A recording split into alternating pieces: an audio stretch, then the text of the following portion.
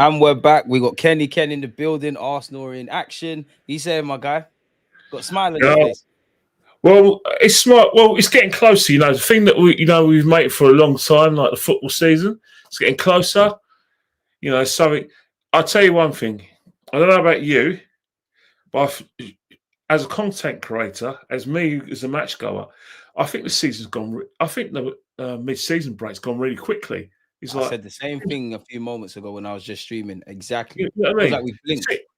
It seems like it was only yesterday on Bank Holiday Monday, the 24th. Sorry, 25th of May. We were analysing the last game of the season against Southampton, beating them 2-1, Odegaard winner, and then before you know it, today it's about 11 days ago before the Man United game, and we've got a pre-season game today against Villarreal, and then 3 days later, same stadium, we got Bilbao. So it's like there's no rest. Don't get me wrong. It's like we've had other things to distract us. We had the World Club Championships. I don't know if anyone's fans of the sort of UEFA Women's European Championships. Some people Which are. we won. But you've had loads of distractions. I suppose that's what's made it go really quickly. But I think what's made it go quickly is the sort of anticipation, the speculation of the players we're going to sign. Obviously, we had Madueke. That covered a lot of content. A lot of people were against it, couldn't understand what we got him. He's in now. And obviously, we knew Zubimendi was coming. But I think the thing that obviously covered a lot of space. You're allowed to do that. You're not 40 yet. Covered a lot of sort of discussion was who are we going to get as a striker. It's like for most of the summer we thought we'd get Šeško, and then towards the end, right in the jaws of getting Šeško, we end up with Gyökeres, the striker I believe a majority of you guys wanted.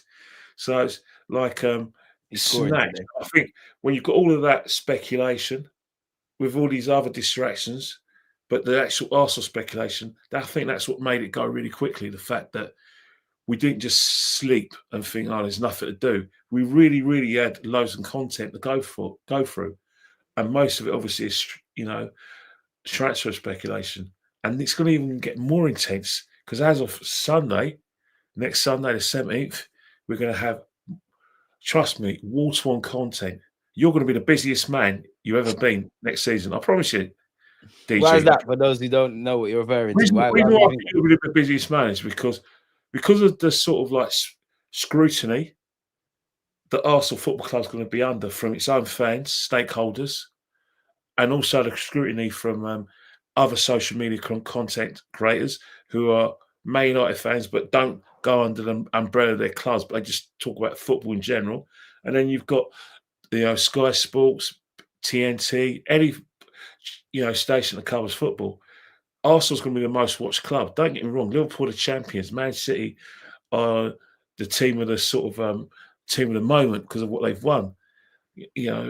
But it's this season where Arsenal have to win this season. So when you get all this speculation, speculation that we've had recently, but when we look towards the season, everything we say and do is going to be monitored. Everything Arteta says and does is going to be monitored. And most importantly, how we react to any kind of Arsenal content, how we react to any matches is going to be scrutinised, and there's going to be many, many eyes. God help us if we lose. God help us if we draw. Trust me, you know this. I know what's to come, and I have to ask you. I'm pretty sure, everything you're saying, I echo, but I have to ask you, Kenny, for the purposes of the chat and whatnot. Do you think, obviously, we know Arsenal is heavily covered. I would say us and Man United, we keep the light bills on where it comes to media, but we know there's going to be speculation in relation to winning the league, externally. But obviously, internally, purely Arsenal fans like you and I, whether you're Arteta in, out, shake it all about, do you think there's a civil war coming? There probably is, because what's going to happen now is that what you've got within the Arsenal's fan base is like a general election. You have Conservative or Labour, and then you have the floating voters, who the centralist like myself. basically say, like, let me just listen to what he's got to say. Let's see what he has to say about immigration. Let's see what he has to say about the economy. How's it going to benefit me? With the Arsenal fan base, you've got people staunchly behind the manager, people who want change like myself, and then you've got other ones think, you know what? Let's see how the season goes, and if he doesn't win anything, we could go left, right, but we won't be staying in the middle. And I think that's where the situation is. There will be civil war, especially if we get to April and it's pretty clear we can't win the league and we're out of the Champions League. Yes, there will be some sort of like divisions. It won't be banners, but it'll be open Discord. Any way people want it. If you want it open Discord in the stands, it'll be there. If you want open Discord in the pubs, it'll be there. I wouldn't say, and I'm talking about the real Arsenal pubs, and I say it with a heavy heart, the Tonnington's not a real Arsenal pub. The Dunnington's not a real Arsenal pub. They're tourist pubs. The real Arsenal pubs, back in the day, the Duke and Edinburgh on Frontal Road, the Moray, which is not on the Moray Road off Durham Road. And there's probably the Blackstock. They're really, your real Arsenal pubs. But all the other tourist attractions, you're going to get a lot of fans who are going to say, well, I support whoever's in charge. I back anyone who wears a red shirt. You're going to get a lot of those fans. But what will happen is that impatience takes over sensibility. I don't think you're wrong. I want to ask you this as well, Kenny, then. Like, do you feel, whether you're centralist, like I just said, I am a Mikel Arteta in and Mikel Arteta out, the part you said about even if you support whatever, give it to the end of the season and then we'll see where we're at and then we might get rid. Do you feel, because big up Fams on TV and shout out D, he kind of is of the belief that we should just all unite. Like, where do you stand with that? Like, we've gone past that. The reason why is that you can't, the thing about it is that we've broken up into different splinter groups. And the reason why I say splinter groups, have you ever read the book Animal Farm? No. Have you heard of Animal Farm? Yeah. Notice that it's based on the Russian Revolution, where everyone's against like the Russian Bolsheviks, against the sort of like Tsar of Russia, and you've got the Bolshevik movement. And what's happened is that they're meant to stay, everyone be together.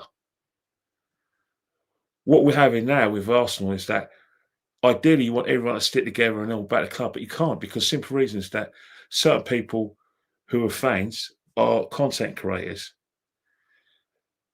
Some of these content creators have got a very good relationship with the club because it makes sense to keep on side. So not going to say anything against the manager, not going to say anything against the regime. And you've got content creators without anyone else who want to basically be those guys who want to emulate the success of AFTV, big, Uncle Clive, yourself. So they're going to go down that road. I'm not saying you do that, but I'm just saying they're going to go down that road. And then you've got other people say, no, if you don't want to. And let's face it, we're never going to be friends. After what happened with Wenger in and Wenger out, these are anonymity that is basically there for life. How can you want to be a friend with someone who threatened to kill you because you didn't want Arsene Wenger out? How can That's you be crazy. Friends? Yeah. That's when it goes too far, man. How can you be friends with someone who, because you had a different opinion than the manager, you went that far. You went that far where you went beyond the pale, where it got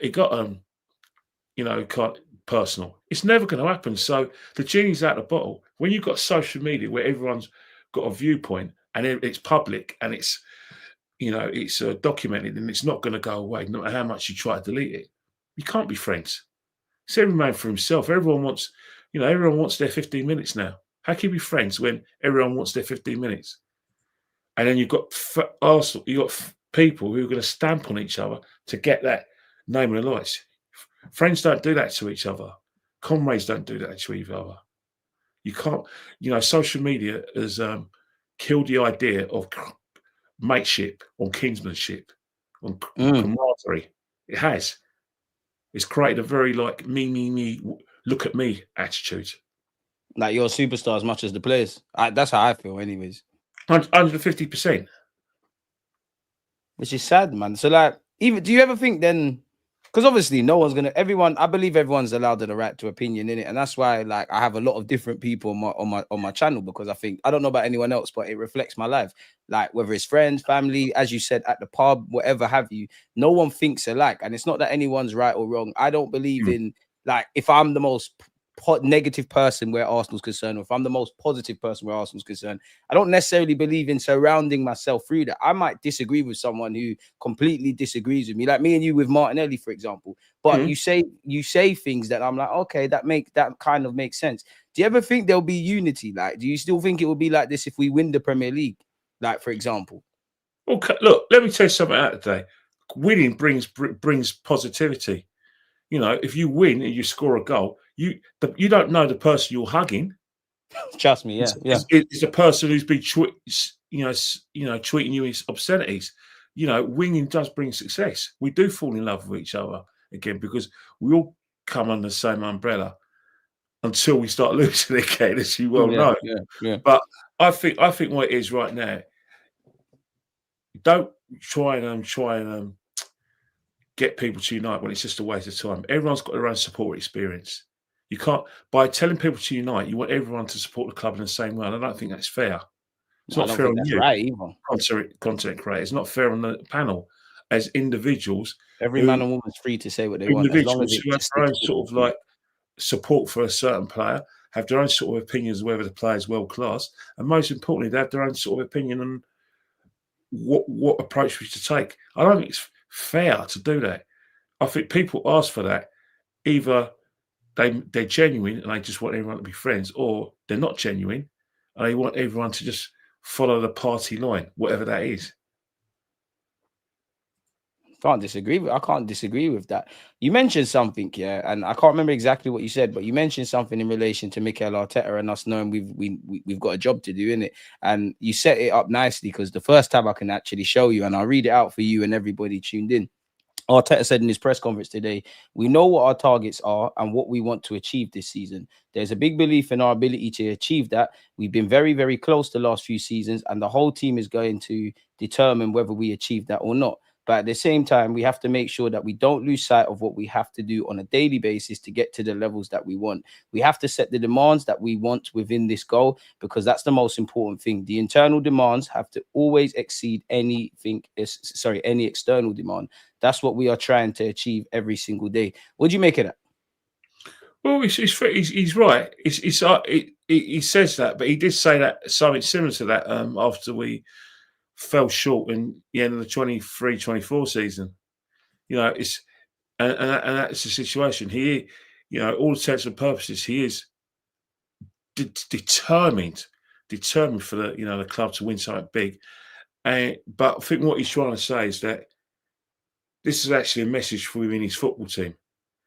It's not really a message for us, it's within his football team, although people might interpret it to their own way and say, you know what, yeah, we're all get together, the manager wants us all to get together. I suppose he's saying, yeah, we want the Emirates ramped up, we want everyone to just create a cauldron. But what he's saying to his squad, he said, look, for us to win, we've got to go through a bit of adversity. For us to win, we've got to be together and we have to sing from the same hymn sheet. This is what we've built up over Which the I last think they few do, years. to be fair. And I think he's right in saying that, because there are going to be some bad moments. Look what happened last season. Last season, there was injuries. There was like a feeling of persecution from referees and pundits.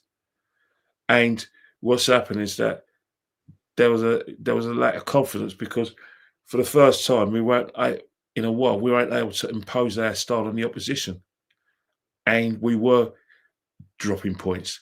You know, no matter how well we defended, we just couldn't catch up with Liverpool. It must have been like a death knell in terms of confidence, where you expect Liverpool to drop points and they just keep on winning. When you drop points, you lose, you draw, you're thinking, please Liverpool, come on, at least give us an help here. And they go win, boom, and they're further away. And I think that's where the togetherness has to be paramount. Don't worry about the fans say, you know, because at the end of the day, it's nice to have, you know, fans behind you, but you're still going to the goals don't change whether a fan goes on social media and criticises the manager or whether the fans behind the manager. what you do internally is important. It's just, and it's got to be like taken into every game and every competition you go into. But that's what Arteta says all the time. You think about Arteta, his theme and his Very passionate individual. he's very passionate, but his theme is always what we're trying to build here. I don't want anyone who's poisonous, who sort of like gets rid of the environment. I didn't watch the All or Nothing. I think you did. Yeah, I did. I was only told little snippets. Why do you watch it? Well, because the reason why I was there. What's the point of watching? I was there. I don't agree with reality TV within a football club, because simple reason is that I don't understand how for 365 days a year, every minute of every day, you're condensing everything within. Was it how many episodes were there? 10 or max, if that. Right. So you're basically saying between 10 1-hour episodes, we're getting a full story. And obviously, you're going to paint the narrative in a way that makes the club What's look good. I always say when you have journalists invited to the club, when Oystein's invited, when Jacobs are invited, or even when people from fan channels get invited, and they it's not me. I've said this anyway. I've noticed for a fact they're only telling me what I didn't know. But if you saw snippets of the video where the content creators were actually talking about what it's like being a press conference, and they actually mused about what you're not allowed to say and what they want you to say. I'm sorry, if you want me to watch a documentary that's contrived like that, drop me out of it. I was there anyway. I knew we finished fifth. I knew that we lost to Spurs and Newcastle. What do I need to know about that? I was gutted. I don't need to know the players were gutted. They should bloody well be gutted. And that's why I feel sorry for the players, Kenny, as well, because I did and this is just my opinion. Yeah, when it's all said and done, obviously the players are the ones playing. If they win, I praise you. If we lose, we have to either critique or provide some level of constructive criticism. But I've never seen my players down tools. I think every one of those players, whether I rate them or not, did almost everything they could last season. Whether it's Miles Lewis-Skelly, life's coming fast at you, you're stepping in, Kivior, who we don't necessarily rate. Got a newfound respect for him. When I removed the romance from Marino, a midfielder playing up front against Real Madrid, these are tough conditions. And I look in January, I thought they were sold short. I've never seen them down tools. That's actually my unpopular opinion. And that's the thing. You can't have anything but respect for Marino for the way he stepped in every one of them, and he created some good moments. You've got to respect Kivior. Because don't get me wrong, he's coming for a lot of I don't think he even got criticised. It was something worse than criticism. We just thought he wasn't good enough. We thought he didn't myself included. I never thought he was terrible, but I didn't think he had this in. I think that's criticism. So for him to be seen as nothing, a nobody, not an Arsenal player, to produce those sort of performances, respect to him. You've got to really, and not only you've got to respect to him, believe it or not, you've got to respect Sterling. Don't get me wrong, he's not stupid. As bad as he was, he still got off the. Don't get me wrong. He gets paid a lot of money. You understand that, but he could have just sat down and taken his money. Look, we all know he was never good enough, right? But for him to keep on trying to replicate, the good old days, you got to respect him. I respect anyone who wears the Arsenal shirt, because I'll tell you one thing right now. I believe that they are trying to win me something. They don't always get it right. He's a manager. I believe he's trying to win me trophies. I just don't think that he's good enough. I never thought he was good enough, but I respect him for, he's flirting with it. He needs to get over the line now, man. I won't sing songs about players. That's one thing I won't do. Kenny, man. The reason why I'll tell you what, it's a sad thing. Is that I was like you. I was singing the songs of the players, but I think in the 2009. I think, Kenny, I'm just a passion merchant. Like when it's all said and done, what it was. I'm just excited. You know what it was when I began to see a lot of players leave Arsenal and go to other clubs, like Eddie Beale leaving. Previously that I saw Kleb leaving, and I saw how Ashley Cole left. And I thought, you know what? I'm going to sing for my club, because I know the club's still going to be there if these other players leave. these players are not. Some don't even support Arsenal. They work for the club. They don't have any loyalty. They probably shouldn't have any loyalty. Don't get me wrong. It's a job. Some of them really fall in love with the club because of how we treated them. Henri falls in love with the club. Everyone else and some of the old players fall in love with the club, and that's why you always respect them. But at the end of the day, I got burnt so many times, and maybe it was this.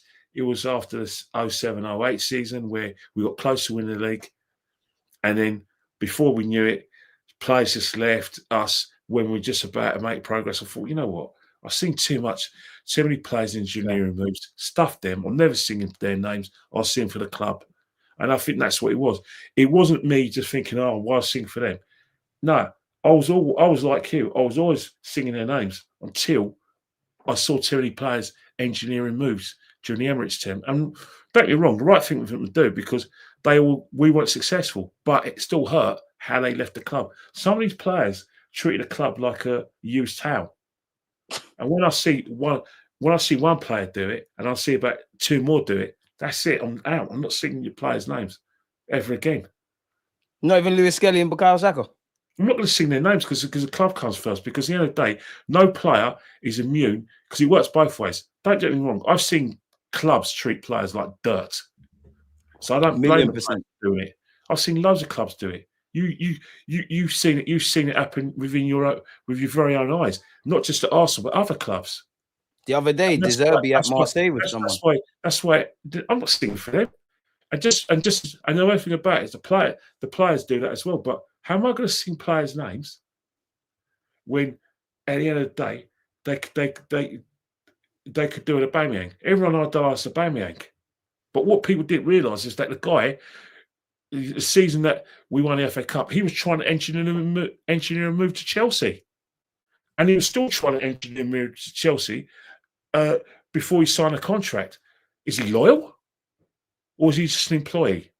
You want me to sing for that? Really? But surely, Kenny, when you accept the game for what it is and it's a two-way street, as you said, like, can't you just live in the moment a bit? Anyway, come on, mate. You're asking me to idolise players who are younger than me. No, not idolise. Not idolise. I'm just saying, like, be a passion merchant.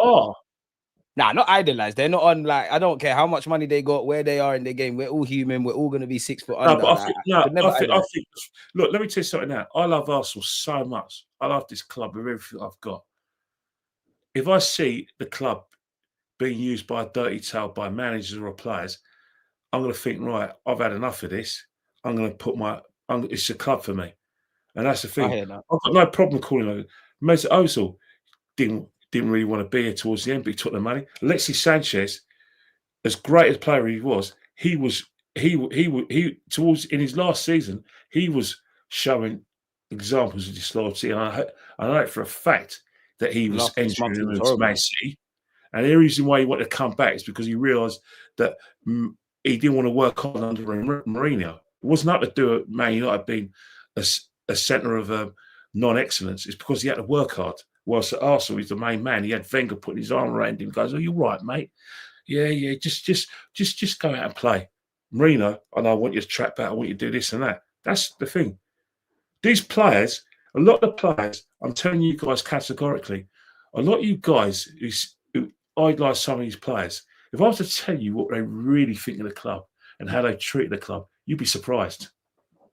But that's why, Kenny, it's a bit weird because obviously, like yourself, very passionate Arsenal fan, love the club. Can't, like, if someone asks me to explain what it's actually like being at the Emirates and watching my team, I can't put it into words. But that being said, like, you're a similar thinker to me in that you see football beyond the surface level, whether it's the players not necessarily caring, the club moving dirty. You kind of, it's not that you're not an Arsenal, it's not that I'm not an Arsenal fan. It's just, it's like when you it's like finding out the tooth fairy is not real. When you just see like how dirty football is, I find myself, it's almost like a double entendre. It's almost like a hypocritical statement. I'm very attached to it, but then I see it for what it is, if that kind of makes sense to you. So it's like, I don't agree with how the club moves. I don't agree with what players do. It's just like the belly and the beast, Kenny. So it's like, it's just a madness, if I'm honest with you. It's just a madness. Don't get it wrong. Don't get it wrong. You know, there's one player. If you to go into the archives and Premiership stories, I'm on Premiership stories because what I actually, it was the Ipswich game. I came out and I saw someone I recognised. Oh my God, it said Wilder da Silva. Croatian Brazilian. I went, yeah. So we had a chat, and it was quite emotional because I was thinking, Jesus Christ, if that guy didn't break his leg, Yeah, look where he's man. going. And he's What a not player. bitter about it, but it was Calm. nice to hear it. And I thought, yeah, it was nice to just talk to him. And we did speak about Birmingham, me and him privately. It wasn't on camera, but we did speak about it. But I did big him up and say, look, he was one of the most natural finishes we've ever had. And don't get me wrong, I met Charlie George because I was brought up with Charlie George. I've had conversations with Martin Keown. I've had conversations with quite a lot of the old players. But I do think that I respect every fan who does support a club because of a player and does idolise a player. Crack on, because don't be like me. Doesn't mean I'm right. It's just that how I feel. That I feel that the club has to come first. As I always say, It's almost like ignorance is bliss when it comes well, to support. I have a saying: the club is a star. The club is a star. I like that. The club's a star. I think we've lost that, if I'm honest with you, especially with the Arteta in-out debate. I do Let think me say something now. Who's the biggest star? It's the club. Who's the biggest personality? It's the club. Who's the most important thing? The club. The club is a star. That's my motto. I can't disagree with that, to be fair with you. I do want to see some things in the chat, yeah, because I think we was touching on Mikel Arteta, and Sean B said, sack him and be back in sack him and be back in 6th and 8th. It's negativity. Grass isn't always greener on the other side. Sean, the thing with Sean is that the thing is that how long do you wait for him to get success? How many near misses? We're not wishing him to like I said, to fail. But the fact is that there's only so much time we can give him. Last season, we were the next cab of the rank. And I repeat this all the time because that's how I feel, and it's a fact. Because of how close we ran Man City, They did say when Man City in fall off, if they 23-24 fall off, we're season, there. was always a feeling that Man City may fall off their perch. We never thought they'd do it on the football field. We thought that they were going to fall off their perch because of the yet to be seen hearing over the 115 charges. We thought that Man United would be under so much pressure. Man City be under so much pressure for the 115 charges that this is our time to, like I said, clean up. It didn't happen. Man City actually were under transition on the football field, but Liverpool still had Salah, still had Van Dijk, still had Alisson. They still had a very, very solid team. Well, you're right, Kenny. People weren't saying that when at the start of last season. They were completely disregarding. We generally believed that it was us and Man City, and if Man City fell off their perch, it would be us. So it was a case of some people were saying, if Mikel Arteta doesn't win the league, then he's got to go. So now we've sort of like there's been injuries, I don't think it made an excuse, but one thing I will say is that this season more than ever, because of the length of time, even though Arsenal are not the favourites for the league, they're probably third favourites for a lot of people, they still have to win something. I think having to win something has been sort of like superseded by fans more than anything, man. It's not like having to win something this season. It used to be having to win something, but I think now it's got to be having to win something big because we got to the Champions League semi-final last year. So the expectations are very high. And now the expectations are very high because the majority of the chat, you included, maybe me was sceptical of saying, right, we've got the striker now. The narrative is that Arsenal create a lot of chances. They just now only want to put the ball in the back of the net. Well, I think that's a cop-out, Kenny, if I'm honest with that terminology that people say. I think it's much deeper than a striker. We know that. But a lot of people... was the general consensus. You are right. The general consensus is that if Arsenal got someone to put the ball in the back of the net, then we will challenge in Europe, probably win the Champions League and win in Europe. That's the situation. I think that puts the pressure on the football club. Even it ramps it up because we have now got their striker. All right, the left-hand side's still a joke, but we've now got a striker. And no one wants to hear about the left-hand side being a joke. They say, we got Gyökeres, that's it. Expectations are like sky high.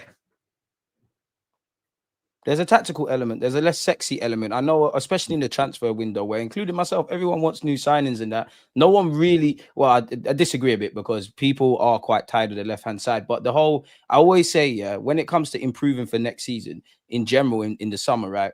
It's not sexy, but you do need to get the players that you do have to the next level. You do have to find other little ways and methods of playing, like all the unglamorous stuff. That is a part of it, and also you got to bring in players. But I think people really discount that, and I haven't seen it. We'll get onto that, but I haven't seen really anything evolve in that regards. I did want to ask you a question, yeah, because we were a bit philosophical, yeah. Then, like, do you think loyalty in football is flawed? And I say that to say this, yeah. I always feel I would love to be a one club man, innit? I'd love to have been like Tony Adams. I'd love to have played for Arsenal, whatever. But then I always find myself thinking now, especially now that I get older, loyalty is as loyalty does. I could be, I don't know, Tony Adams or whatever have you, stay at Arsenal in my prime. And I get to the end of my career and I could have went to other teams where I could have won stuff, earned a lot more money, done all these things, had good experiences and more memories. But I could have went from being a 19, 18-year-old all the way to 32. I want a 2-year deal. The club only wants to give me one. They're not really showing me the kind of loyalty. So, like, do you think loyalty is flawed in football? It's never. The thing about it, right, is that with the amount of money that's available in football, you can't ever be loyal. For the simple reason is that football's about vested interests. You know, the fact is that you think about, all right, think about the West Ham player, Mikel Antonio. He actually was on TV. You saw his interview, very good interview. And he basically talked about how loyal he was to West Ham, but every season he never felt part of the club because they always try to sign that big striker. And when that big striker came, they'll get him more money than him. But he still outperformed them in terms of goals, and he kept him out of the team. And every time he asked for a pay rise, they wouldn't give him a pay rise. So that kind of works. That's a player who's getting the rough end of the stick. We know that certain players, if they come from certain parts of the world, certain countries, they don't get paid as much as anyone as other people. So that's a dirty side of the game. The other poor side of the game is that you've got players who want clauses in their contract. Sometimes the clubs put the clauses in because they don't want anyone to come for their players. But sometimes the players negotiate a clause because they're thinking about the next negotiate a clause because they know if I do well at Arsenal, I'll do at Man United or Spurs, Madrid, Barcelona is going to come for me. Bayern Munich, a big club, or Real Madrid's going to come for me. So where's the loyalty there? It's all about the situation. Is that, as Roy Keane says, if you want loyalty, buy a dog. Yeah, and if you want, and I always say that, and also say if you want flowers, wait till you're dead. It's the way life is. It's just human nature. If I'm honest. Sure, you 100% right in that, and you're 100% right, and I think that's the thing. And let's not forget, I've got a story for you, and it's a true story. Story time, as we always get with Kenny. Let's go. It goes back towards the early 60s, late 50s. There's a player who played for West Brom, gave him years of service. When his time was up, he got sent a letter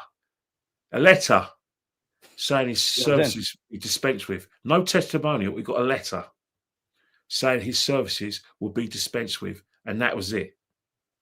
No pension. And if we're honest, Kenny, Adebayor as well. If we're brutally honest, like what the actual narrative and what actually happened isn't necessarily wrong, but he didn't want to leave. Yeah, but you know full well in life, and there's a saying by Mark Twain, and a saying by Mark Twain and Orson Welles. Before the truth puts its trousers on, the lie will travel a mile.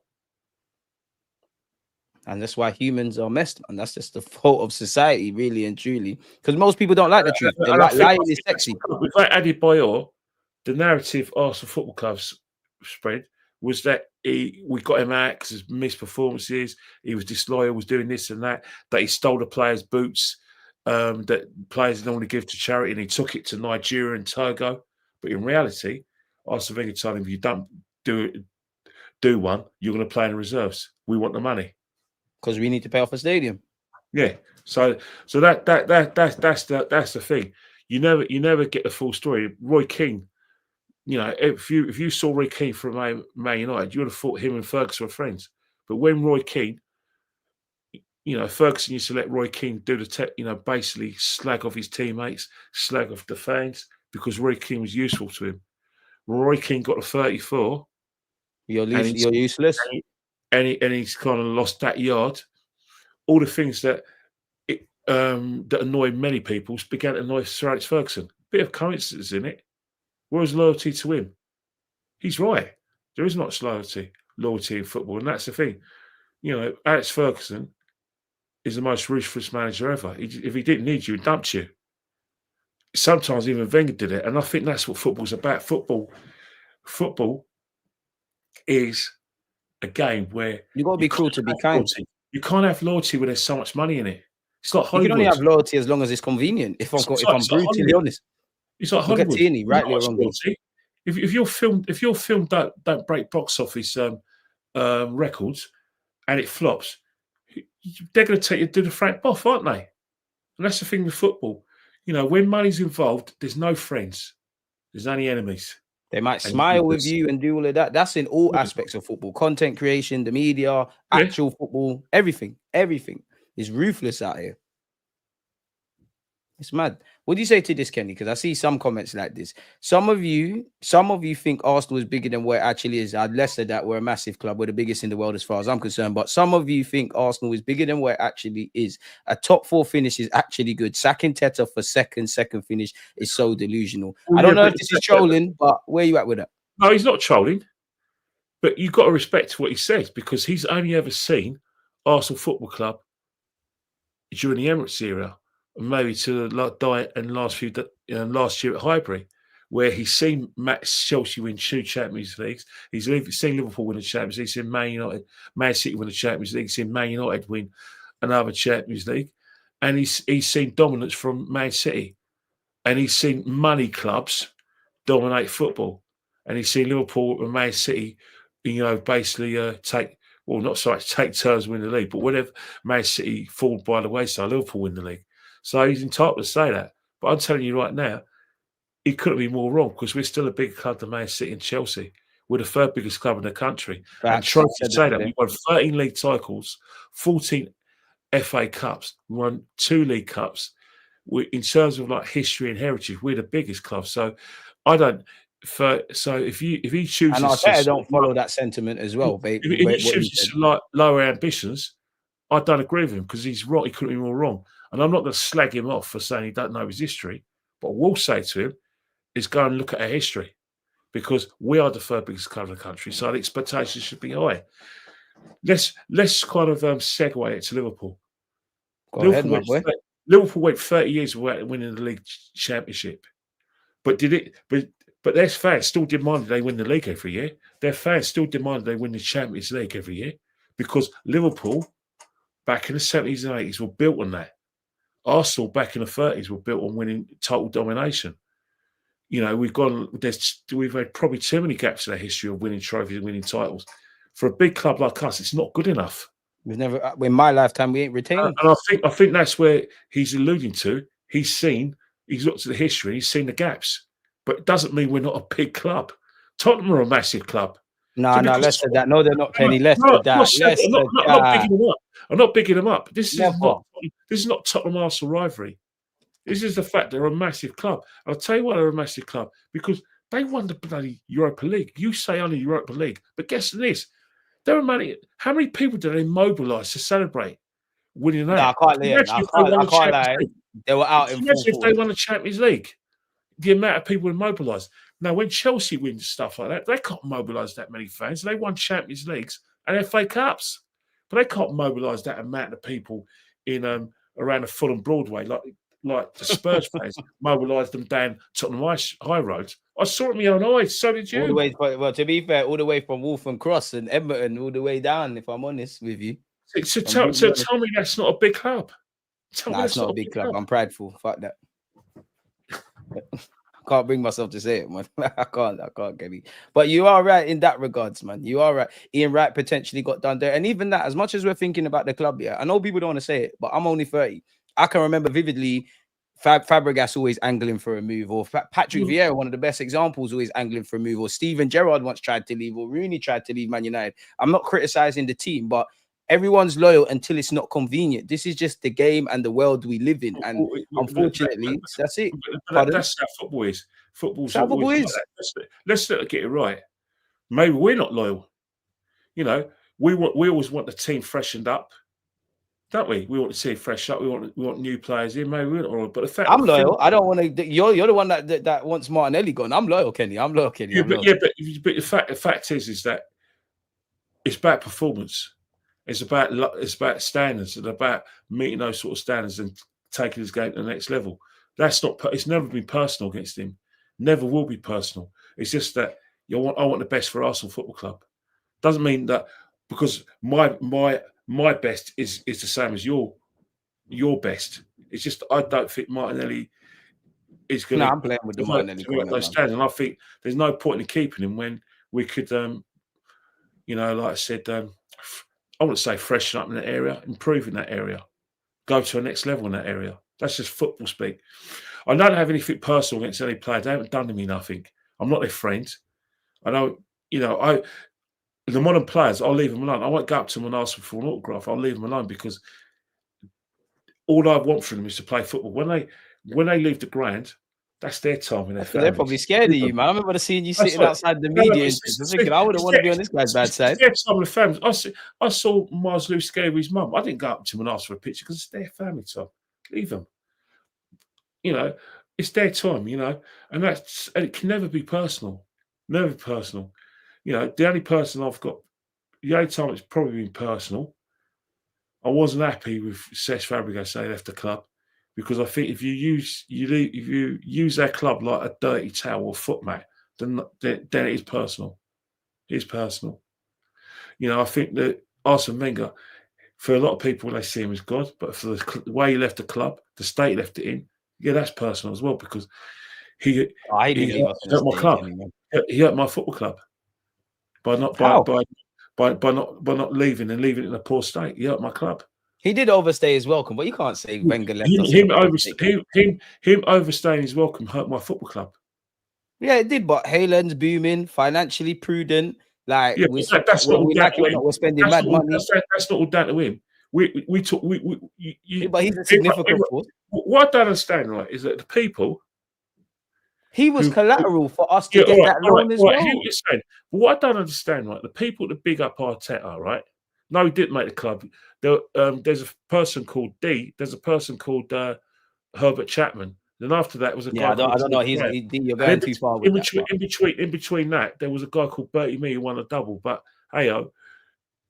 we're all entitled to our opinion. Yeah, too far. But big up Wenger. Yeah, but the fact is, in terms of Arsene Wenger, when you talk about Mikel Arteta, right? He's praised for things Wenger was killed for. And you talk about Mikel Arteta, you said the club was in a really bad state. Well, hang on here. You're saying Wenger, your people saying Arsene Wenger made a club, but surely if the club was in such a sorry state, surely the regime, you can't blame Unai Emery, who was only there for 5 minutes. Surely he would have inherited a mess.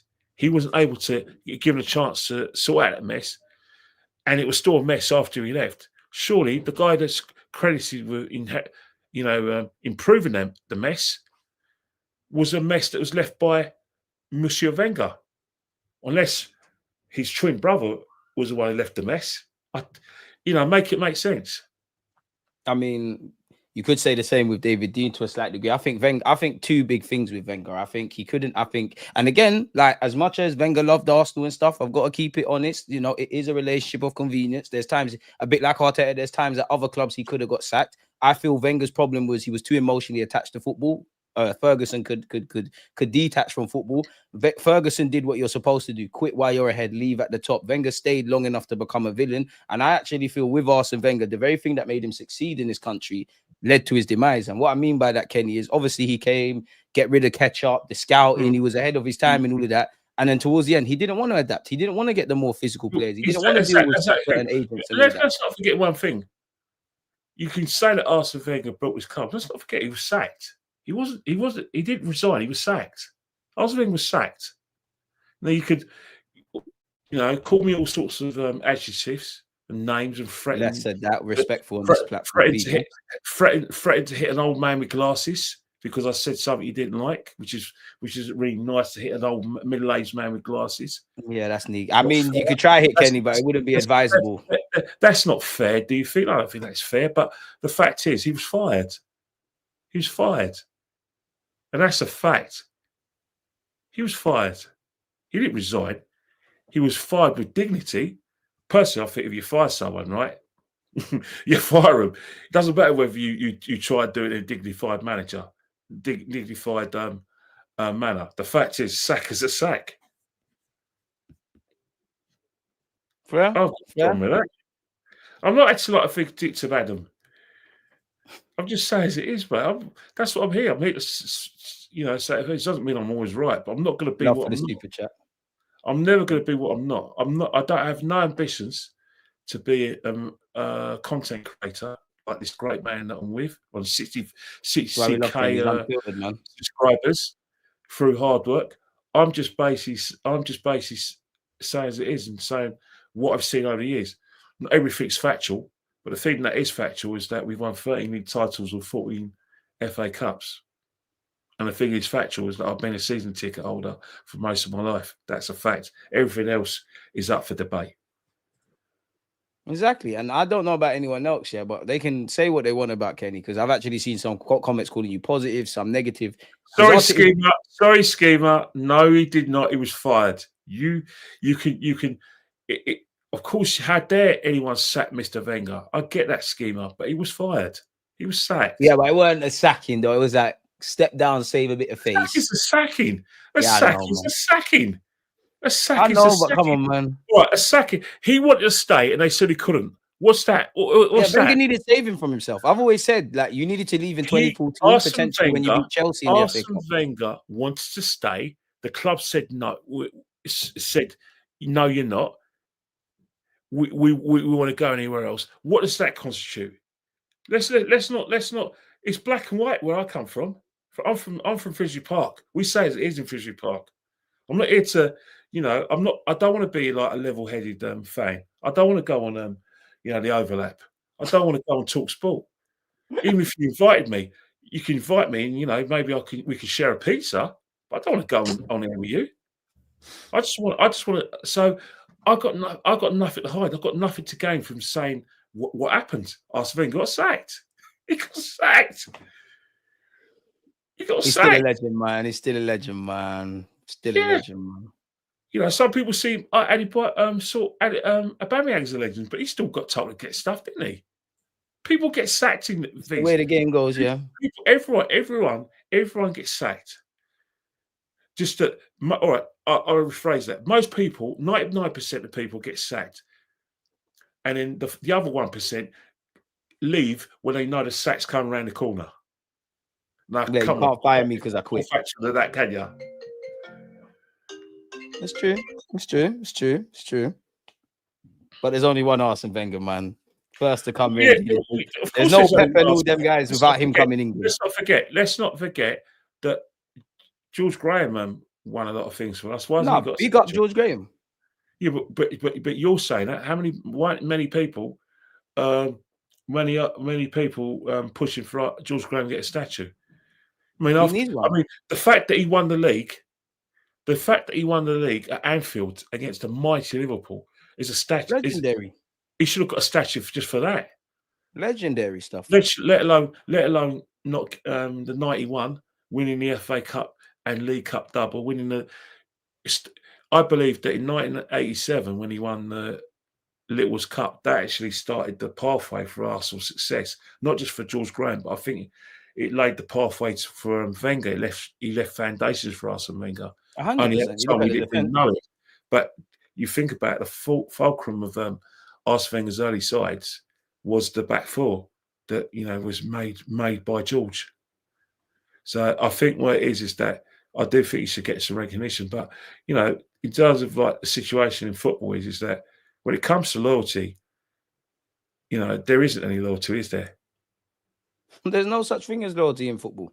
There's no such thing, and we see it rear. It's not the same, but we see it. We see it rear its head. Like Odegaard, there was a point on my YouTube channel where I didn't agree with it. People used to fight me for saying he's nowhere near Mesut Ozil in terms of creativity. Now that was then. Now everybody and their dog, rightly or wrongly, is slagging off Odegaard. They love you and then hate you and then love you again, man. It just is what it is. It's the nature of the beast. There's very few things that can get grown men and women emotional like football, whether that's emotional investment, whether that's you don't like the regime. There is also the element of getting angry about something that you can't control. Like, as much as some people want Arteta in or out, shake it all about, you can't give him a new contract. Like, you alone can't give him a new contract, and you can't sack him if you want him gone. So I understand these things, but I always preach everybody just try and approach things with balance. I do want to go through some stuff with you, Kenny, before we get out of here, yeah, just because I'm conscious of time, yeah, because you're doing a watch log, mate. You're doing a watch log. Yeah, exactly. But yeah, like you said there, Kenny, man, you set it up, man. People are gonna think this is scripted because you could probably play an Odegaard's role. As you said there, yeah, we've got Villarreal at 6 p.m, right? I wanted to ask you a couple things. Obviously, how are you feeling about Gyökeres potentially starting? And I've been a bit nervous, I must admit, Kenny, about Gabriel Magalhaes. I know he's in training. I need him to get some minutes personally. It's nice to get him some minutes, but let's not forget he's one of the most important players. He got an injury right towards the end of the season. He got it in April, wasn't it? Yeah, how many months? It's about. It's not even 4 months yet. And then we're asking to start. I think it's not going to be a disaster if you start Kivior on a few games and wait till Gabriel Magalhaes is fully fit and ready to go, because it's going to be a long season. That's why I'm not letting Kivior leave.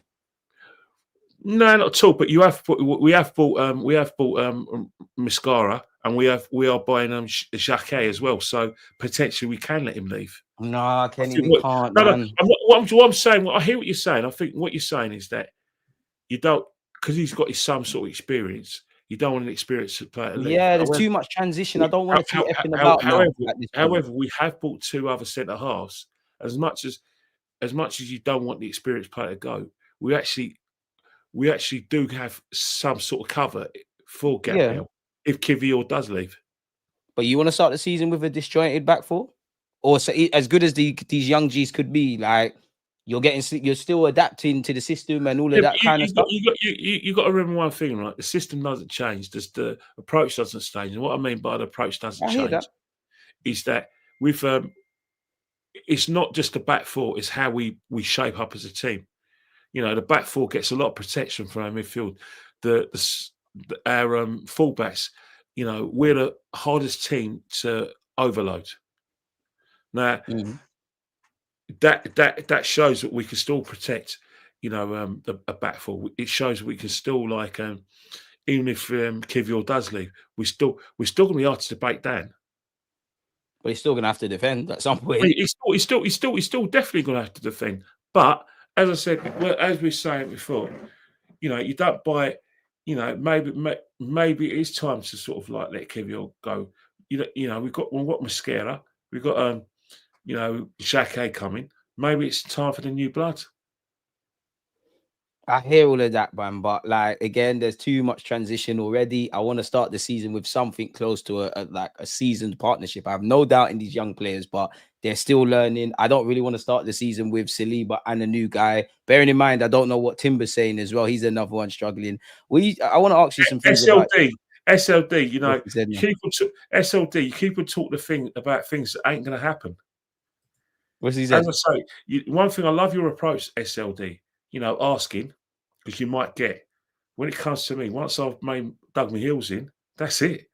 So, things are not going to happen.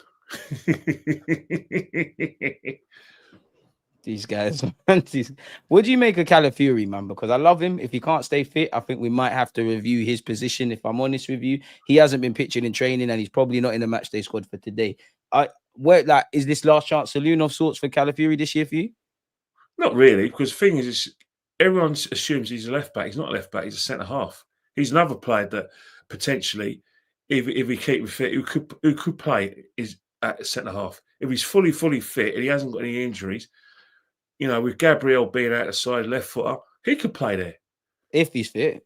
That's if he's fit. So, as much as you want it to adapt, you want it to make a left back position your own. It just shows you that you're only going to see the best of Calafiori at centre half. 100%, but you gotta stay fit. Like Calafiori would be ahead of Kivior in my pecking order, but I've got more faith in Kivior to stay fit. I've seen him more there. You know about our football. I think what's happening is that our cousins from the continent of Europe, when they do come to our league, it's got to be a shock. You've played a game. Me and you both played. Sometimes, right, it's about levels, isn't it, or different tempos. You could play at a certain tempo that you're good at and you excel. And then when you go on to maybe a different team or a different league, to the system. It's a shock to the system because it becomes more intense. You don't have a break, or basically, if you watch European football, like it's slow, and in the last third, it's really quick. It's more tactical. It's tactical, but it's kind of like an evolving way of playing. In England, you basically have to keep your brain in gear for you've got to keep your brain in gear for not all the 90 minutes. And you know what? With the new rule about time wasting, it could be 100 minutes. There was a year that the games were on average 100 minutes. So basically, the way I look at it right now is that I don't blame any player like Calafiori, any player that comes to our country, if they do get injuries, because it takes a lot of time to sort of acclimatise to our league, which is a very intense, savage league. Excuse my language, girls and ladies. I'm not wrong with saying savage. It's savage. It's relentless. It's unforgiving. It is savage. A lot of remember Perez when he first came to the club. How he described his football. It was like a complete shock to him, wasn't it? Getting kicked up and down, getting intimidated. Then he became a beast. Remember Dennis Bergkamp? What he had to do, he had to build himself up. And Bergkamp was a dirty player. He didn't come here as a dirty player, but he was a dirty player. You have to. Have you seen some of the sending offs, the elbows, the 2-footed tackles, the stamps? That's how he survived. That's how he became one of the our greatest ever players. And Henry, he wasn't exactly an angel. He wasn't an angel. And what about Laren? Because Laren, he used to kill people with just a look. He was a mad bastard, pardon my French. Mad bastard. And I think that's what you got to do when you come to our game. Not only you have to adjust to sort of like the intensity and the bother boys. Even though to buy into this. And I think that's where Calafiori this season, this is where he's just got to build his side. Look at Kai Havertz. He's like Mr. Michelin man now he's playing, isn't it? He wants to toughen up. I did title this video Arteta changing tactics, and then I'm looking at this. Mikel Arteta recognizes that the acquisition of Victor Gyökeres will necessitate a shift in style.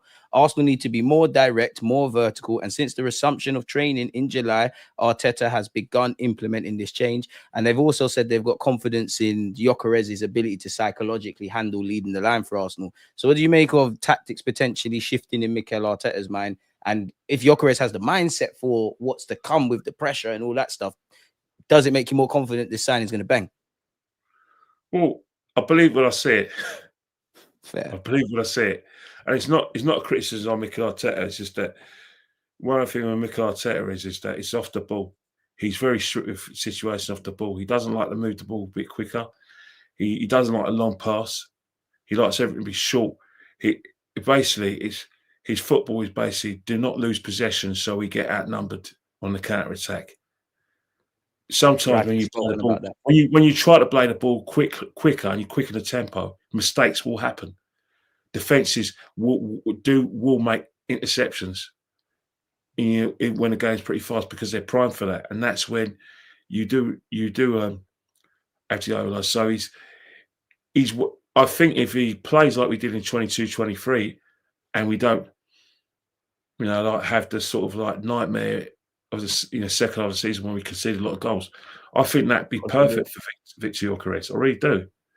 God forbid. I think Madueke is on the bench, but what are you saying for Madueke beyond the obvious? Like, because I think a lot of Arsenal fans are at the point where they don't really care if he's worse or better than Trossard or Martinelli. It's just something new. Let us just see something new because we already know what the type's like. Like, what do you make of Madueke? Well, the thing with Madueke is that I still believe that if you spend £52 million on a player, he's not going to be a squad player. That's a lot of money to pay for a player in international. Just there has to be a plan. Methinks that if you've got what we believe is an out-and-out striker, he's going to need service. He's going to need orthodox service. Yeah, and he's going to need orthodox service from both wings. And maybe Mikel Arteta says he's trying to tweak the way we're playing or move the compass northwards tactically. I would say that a lot of Arsenal fans have noticed when I see podcasts, not so much yourself, but a lot of Arsenal fans always said, why doesn't Saka interchange? Why does he seem to change? Why didn't he go there? Why didn't Martinelli come down the right and Saka come down the left? Well, with Madueke on the side, you can actually do it, because I'm not saying it was you. If you watch Chelsea play, he was playing in the same team as Neto, that's what was happening, wasn't it? They were interchanging. I'm not saying with any degree of success, but just the fact that they was. So it's an interesting one, man. Like, I think he's on the bench today, so it's not what we wanted to see. Oh yeah, I think your correct thing is, though, it makes sense in terms of, like, it gives the crowd. It basically gives the crowd hairs. It puts hairs on the chest of the crowd. It gives them a sells more shirts. Well, definitely. You think about it. He's not fit by any stretch of the imagination. 15 minutes. I'm talking about Gyökeres. He's not fit. He doesn't even look fit. But to start him right now, it gives the crowd a bit of a lift, because he has that kind of introduction to the crowd in not a high intensity game, but he's playing an Arsenal shirt in front of a full house. So basically, by the time he does make his proper debut, he's already had that getting out and everyone go, you know what I mean? Seeing what the stadium's like probably on a match day and everything else. Because I always say, like, obviously these players know how big Arsenal is or what it's like playing for Arsenal or any top Premier League team. But I genuinely believe, whether it's Arsenal, Man City, Liverpool, whatever have you, for a player's perspective, obviously I've never been in their shoes, but I genuinely think once you sign and you're now in it and you're going in pre-season tour, you're dealing with the highs and lows. Then you comprehend this. Adam, yeah, I heard that, Adam, that there's still tickets available, but so who knows? But you think about it, though, the club are going to say it's 60,000, but I think 50,000, 55,000. Either way, it gives Victor Gyökeres, kind of that sign of things to come. Playing in front of a big crowd, not a full house, but a big crowd, and I think it's for the fans. Fans who pay tickets for the Emirates Cup, are anticipating him starting. I was joking with Dan yesterday on his show. I said, Dan, are you going to the game? He said, yeah, I'll go to the game. And I was thinking, the first thing that came in my head, I said, Dan, you go to the opening of envelope. He does, doesn't he? I mean, Carling Cup games, blah, blah. I used to say that about, Claude sometimes. I used to tell Claude that sometimes. And I tell all the other sort of big personalities that they felt the need to go to every game, like Carling Cup games, Emirates Cup games, and I just called them what I call, the open envelope games. I mean, you can't blame them, man. We said for Fabio. Wrong. Everyone's making time, but you know me, man. I'm stubborn as a mule. Clearly, I'll save myself for the. I'm not going to Old Trafford, but I am going to go into the Leeds game. First game of the season as a season ticket holder. How many times have I told you I'm a season ticket holder, by the way, mate? A million times, man. A million times. What are you saying for Fabio Vieira potentially going to Stuttgart? I think that's a good move for him.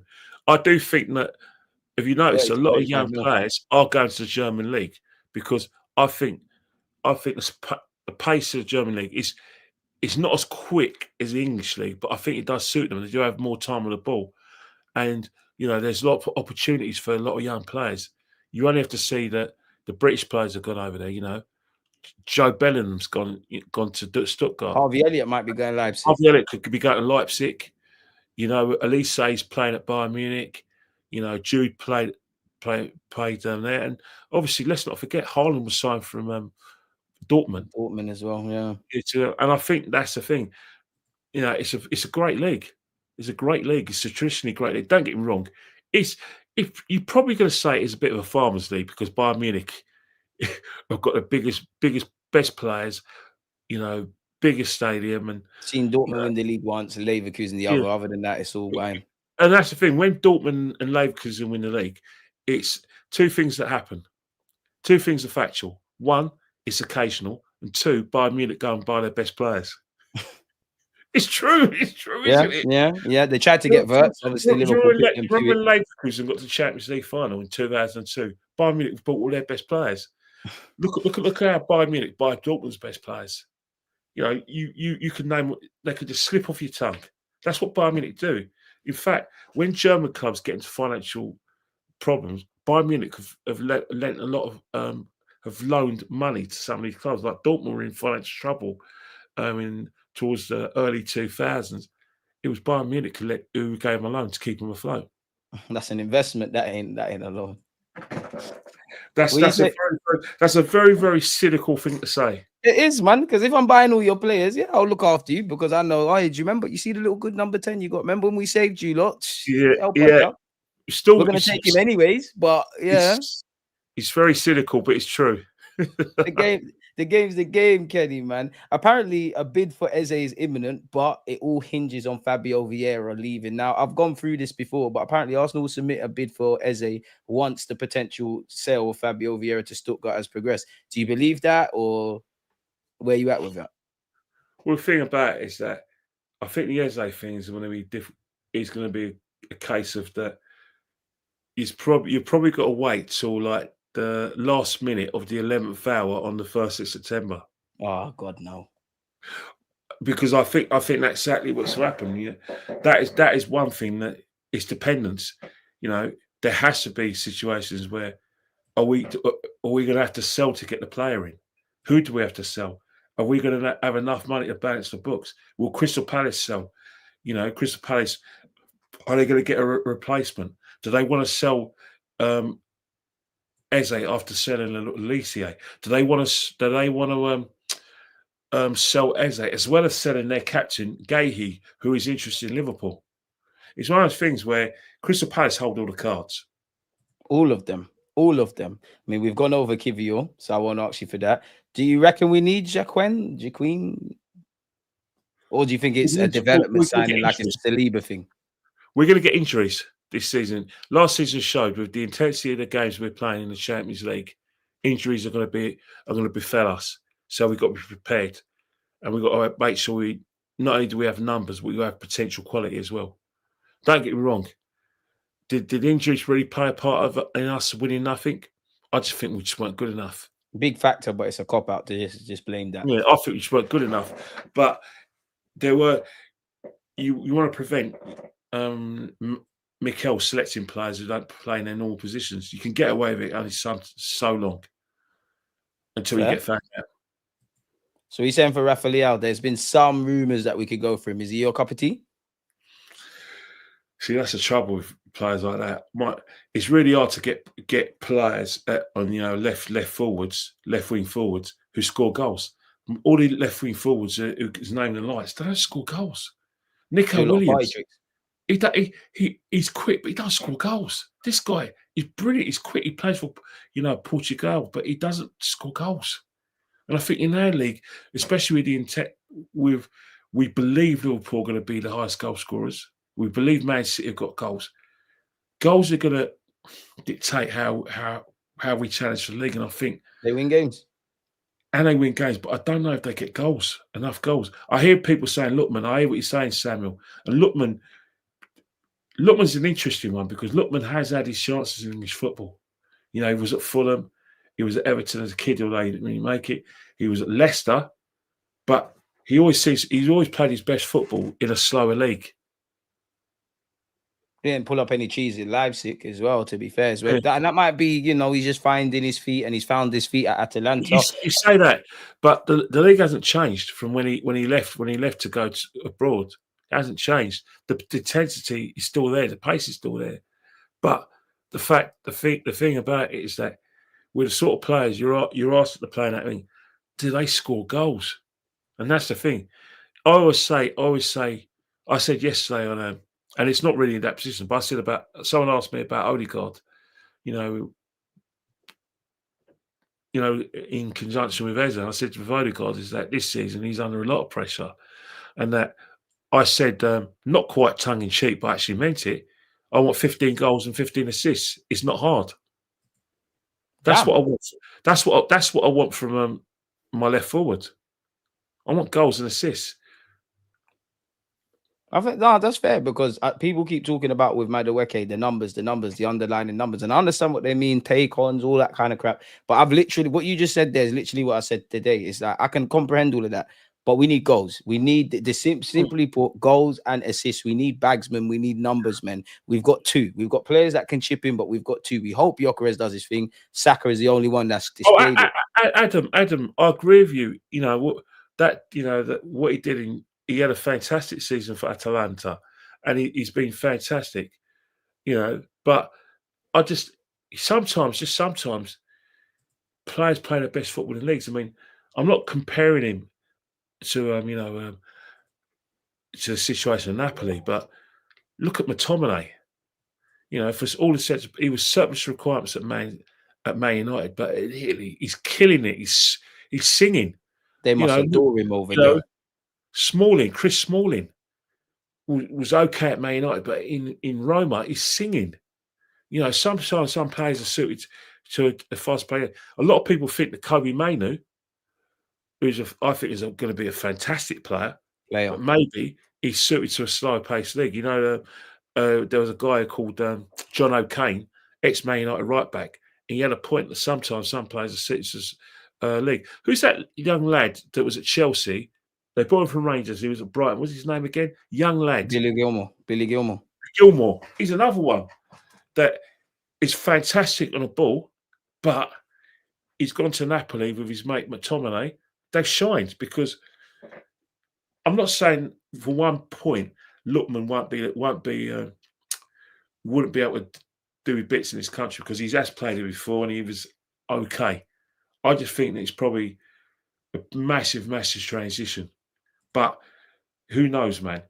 If you can win the European Cup, a European Cup final on your own, and score a hat trick against, you got something about you. Bagged against Madrid as well. At that time, Leverkusen were probably one of the best teams in European football. They're invincible in their league that year, no? Because they were unbeaten. They only lost one game, and that was that final.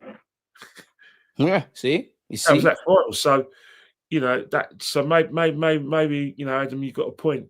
But whoever we get has to score goals. So where you at with Rodrigo then? Well, apparently he's had a meeting and reaffirmed his commitment. Should we try to force the ball out, or just accept it's over? Well, if he's reaffirmed his commitment to Real Madrid, then any links to Arsenal is an attempt by his agent in order for him to get a better deal. So why should we facilitate that? That's a good point. I can't disagree with that. With Jude Bellingham out injured, there's opportunities for him to get more games, because he's got a shoulder injury. He won't be playing football for a while. And he delayed that surgery, to be fair. I hope he's recovered, because we're going to need you in 2026 for England. To wrap this up, Kenny. Now we're talking the same thing. I talking of England, I expect the least I'll expect from England is the final. I'm not settled for anything other than the final. Sorry. Kenny, I don't know. We can hope for the best in it. Why not? We didn't get the manager we liked in the Euros, but that manager still got England to two finals. Two finals, yeah. And one of them was outside England's. So you would have thought with a better manager, if you could get it right, you have to. The ceiling has to be high.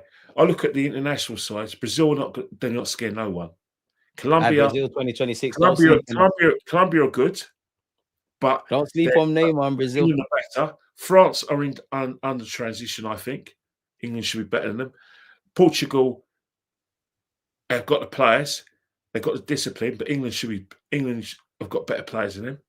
The only team that worries me is Spain. Argentina are basically been helped by referees to get their success in order to facilitate Messi in winning the World Cup. I think there's a conspiracy going on there. That World Cup in 2022 was basically engineered, one of the biggest con jobs I've ever seen. It was all designed to make sure that Messi and Argentina got what was rightfully theirs. And I say that in inverted commas. I've never seen such poor refereeing in my life. Such crap refereeing. In all the games Argentina were involved, the referee was crap. Benefited Argentina. Kenny, to wrap this up, what are you gonna give Berta his praise? He's been cooking. He's been cooking. He's been open goal Berta. It's still open goal Berta. He's impressed key decision makers.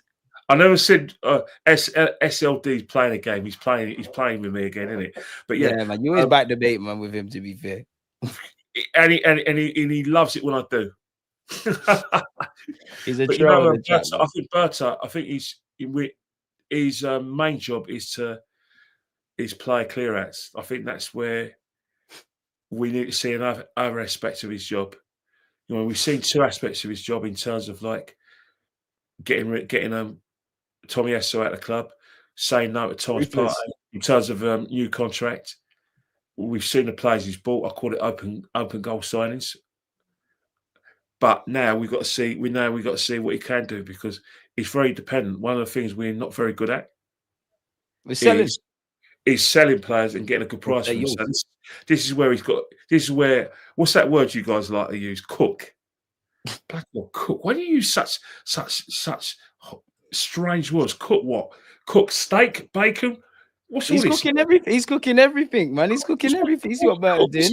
What? Steak, bacon, eggs. He's cooking that yoko. He's cooking everything. Jesus Christ, you youngsters, man!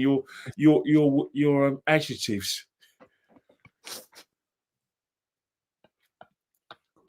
Kenny, you're a legend, man. You're an absolute legend. We're gonna have to stop it there, though, man. Kenny, where can people find you, man? We know you got YouTube and Instagram.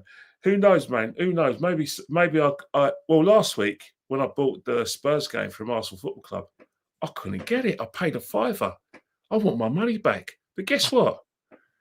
I watched it in Cantonese on the Hong Kong channel. Legend on the Fire Stick.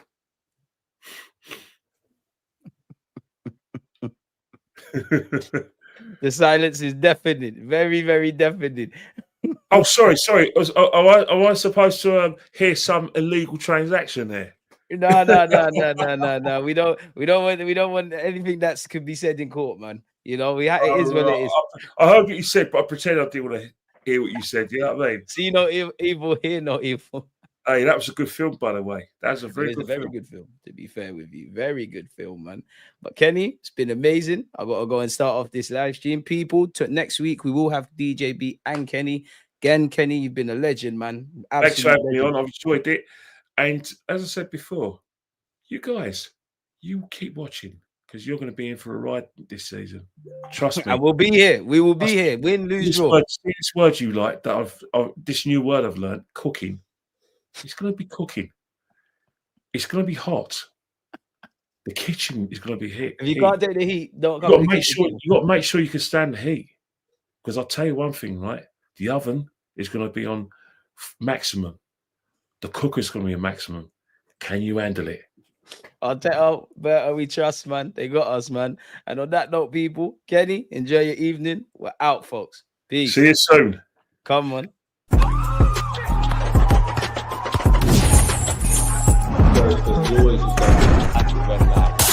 I've been given like